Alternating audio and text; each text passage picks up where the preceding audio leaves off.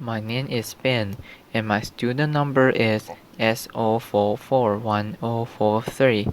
The title of the speech is Melissa Fleming, a boat carrying 500 refugees sunk at sea. The story of two survivors. I am a freshman in NCUE. Every day I listen to harrowing stories of people fleeing for their lives, crossing dangerous borders and unfriendly seas. But there's one story that keeps me awake at night, and it's about Doa, a Syrian refugee, 19 years old. She was living a grinding existence in Egypt, working day wages. Her dad was constantly thinking of his thriving business back in Syria that had been blown to pieces by the bomb, and the war that drove them there was still raging in its fourth year, and the community that once welcomed them there had become weary of them. And one day, men on motorcycles tried to kidnap her.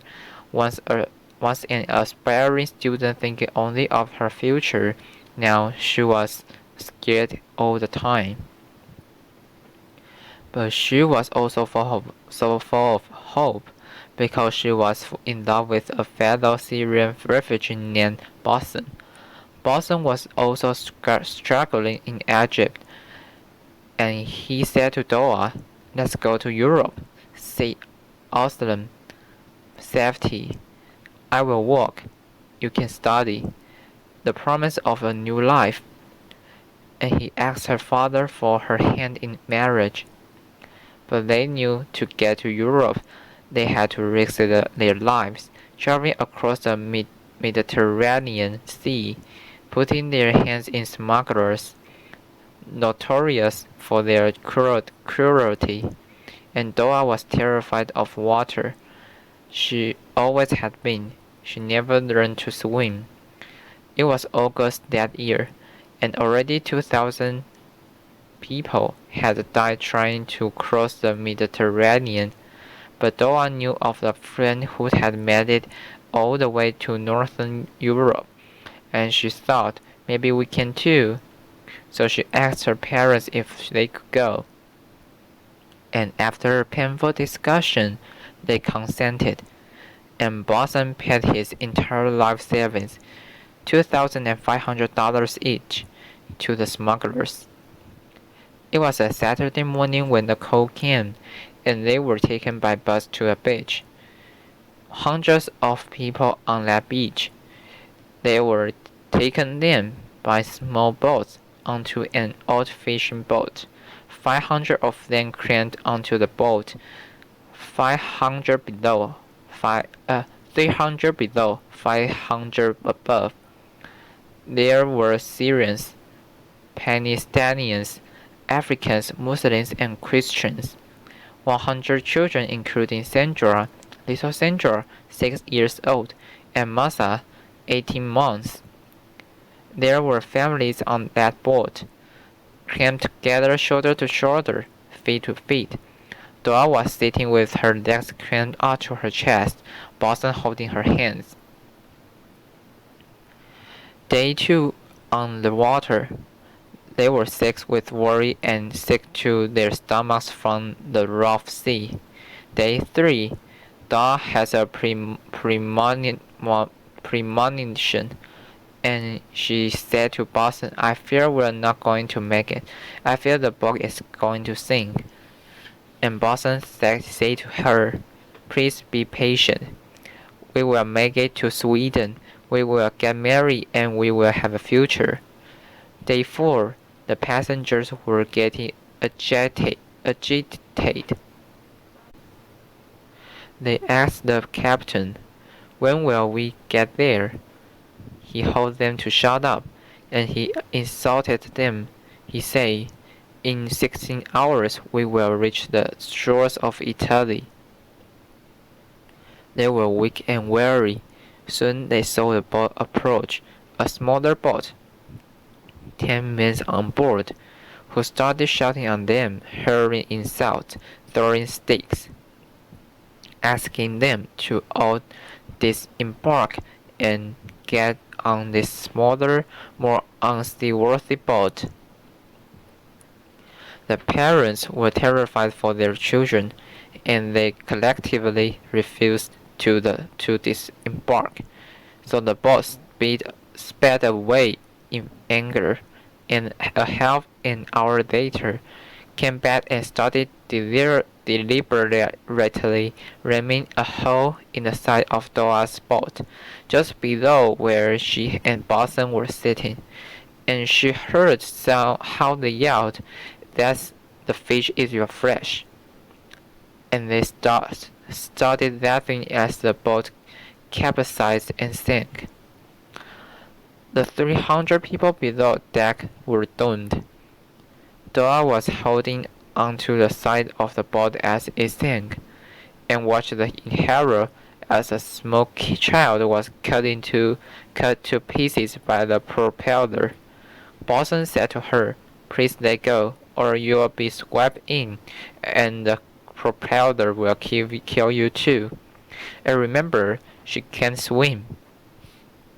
But she let go, and she started moving her arms and her legs, thinking, "This is swimming." And miraculously, Boston found a life ring. It was one of those kids' rings that they used to play in swimming pools and on calm sea. And Dora climbed onto the ring, her arms and her legs dangling by the side. Boston was a good swimmer, so he held her hand and tread water. Around them there were corpses. Around 100 people survived initially, and they started coming together in groups, praying for rescue.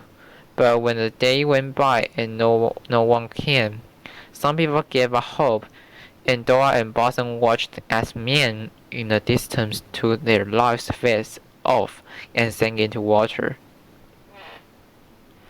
One man approached them with a small baby perched on her shoulder. 9 months old, Malek. He was holding onto a gas canister to stay afloat, and he said to them, "I fear I'm not going to survive. I'm too weak. I don't have the courage anymore." And he handed little Malak over the boson and to Dora, and they perched her onto the life ring. So now there were three: Dora, Boson, and little Malek. And let me take a pause in this story right here and ask a question. Why do refugees like Dora take these kinds of risks? Millions of refugees are living in exile, in limbo. They are living in countries from the war that has been raging for 4 years. Even if they wanted to return, they can't. Their homes, their businesses, their towns and their cities has been completely destroyed. This is a UNESCO World Heritage City, Homs, in Syria, and people continue to flee into neighboring countries, and we built refugees camps for them in the desert. Hundreds of thousands of people live in camps like these, and thousands more. Millions live in towns and cities. And the communities, the neighboring countries that once welcomed them with open arms and hearts are overwhelmed. There are simply not enough schools, water systems, sanitation. Even rich European countries could never handle such an influx without massive investment. The Syrian war has driven almost 4 million people over the borders, but over 7 million people are on the run inside the country. That means that over half the Syrian population has been forced to flee back to those neighboring countries hosting so many. They feel that the richer world has done too little to support them, and days has turned into months, months turned into years. A refugee's stay is supposed to be temporary. Back to Doa and Boson in the water. It was their second day, and Boson was getting very weak. And now it was Doa's turn to say to Boson, "My love, please hold on to hope. To our future, we will make it." And he said to her, "I'm sorry, my love, that I put you in this situation. I have never loved anyone as much as I love you." And he released himself into the water, and Doa watched as the love of her life drowned before her eyes. Later that day, a mother came up to Doa with her small 18-month-old daughter, Masa. This was the little girl I showed you in the picture earlier. With a life vest, her older sister Sandra had just drowned, and her mother knew she had to do everything in her power to save her daughter, and she said to Doa, "Please take this child. Let her be part of you. I will not survive." And then she went away and drowned. So Doa, the 19-year-old refugee who was terrified of the water, who couldn't swim, found herself in charge of two little baby kids, and they were thirsty, and they were hungry, and they were agitated. And she tried her best to amuse them, to sing to them, to say words to them from the current. Around them, the bodies were floating and turning black, and the sun was blazing during the day. At night, there was a cold moon and fog. It was very frightening. On the fourth day in the water, this is how Dora probably looked on the ring with her two children. A woman came on the fourth day and approached her and asked her to take another child, a little boy just 4 years old. When Joa took the little boy and the mother drowned, she said to the sobbing child, "She just went away to find you water and food," but his heart soon stopped it, and Doa had to release the little boy into the water.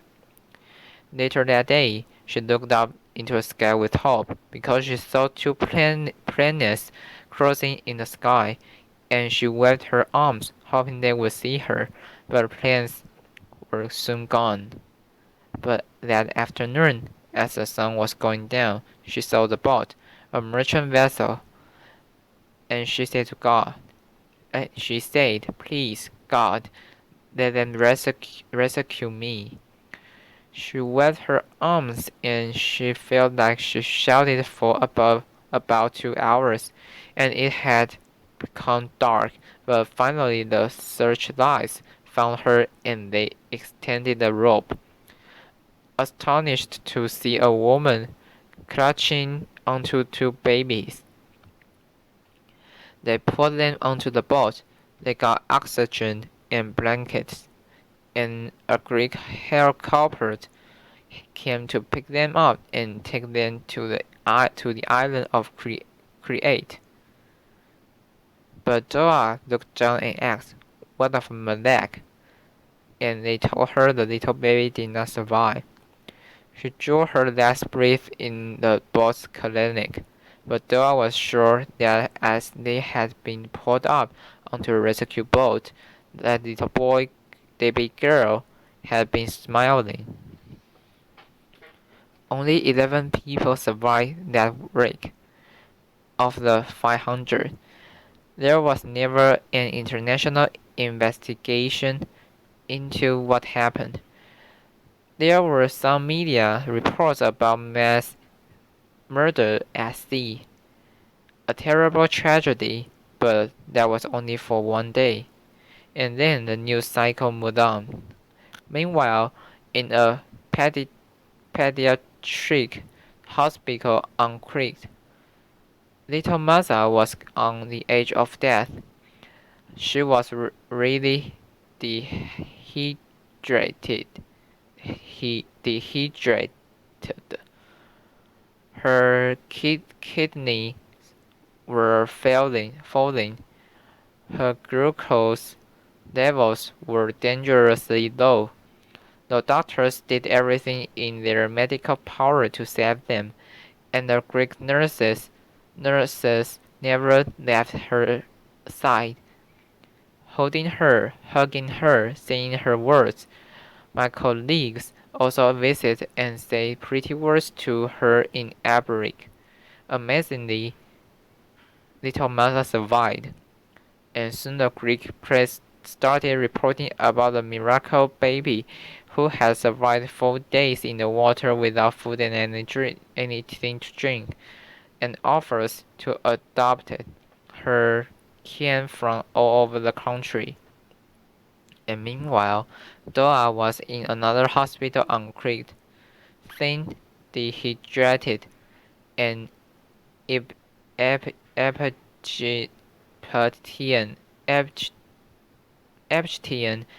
family took her into home as soon as she was released, and soon word went around about Doa's survival, and a phone number was published on Facebook. Messages started coming in. Dora, do you know what happened to my brother, my sister, my parents, my friends? Do you know if they survived? One of those messages said, I believe you saved my little niece Masa, and it had this photo. This was from Masa's uncle, a Syrian refugee who had made it to Sweden with his family and also Masa's older sister. Soon we hope Masa will be reunited with him in Sweden. And until then, she's been cared for in a beautiful orphanage in Athens. And Dora, well, word went around about her survival too. And the media wrote about this slight woman and couldn't imagine how she could survive in all this time under such conditions in the sea and still save another life. The Academy of Athens, one of Greece's most prestigious institutions, gave her an award of bravery, and she deserves all that praise, and she deserves a second chance. But she wants to still go to Sweden. She wants to reunite with her family there. She wants to bring her mother and her father and her younger siblings away from Egypt there as well, and I believe she will succeed. She wants to become a lawyer or a politician or something that can help fight injustice. She's an ext- ext- extra- extraordinary survivor. But I have to ask, what if she didn't have to take that risk? Why did she have to go through all that? Why wasn't there a legal way for her to study in Europe? Why couldn't Maza have taken an airplane to Sweden? Why couldn't Boston have found work? Why is there no massive resettlement program for Syrian refugees, the victims of the worst war of our times? The world did this for the Vietnamese in the 1970s. Why not now? Why is there so little investment in the neighboring countries hosting so many refugees? And why, the root question, is so little being done to stop the wars, the persecutions, and the poverty that is driving so many people to the shores of Europe? Until these issues are resolved, people will continue to take to the seas and to seek safety and asylum. And what happens next? Well, what that is largely Europe's choices. And I understand the public fears. People are worried about their security, their economies, the changes of culture, but it's more important than saving human lives because there is something fundamental here that I think overrides the rest, and it is about our common humanity. No person fleeing war or persecution should have to die crossing a sea to reach safety. One thing is for sure, that no refugee would be on those dangerous boats if they could thrive where they are, and no migrant will take that dangerous journey if they had enough food for themselves and their children, and no one would put their life savings in the hands of those notorious smugglers if there was a legal way to migrate.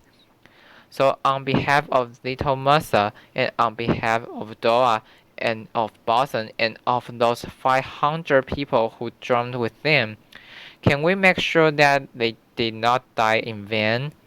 Could we be inspired by what happened and take a stand for the world in which every life matters? Thank you.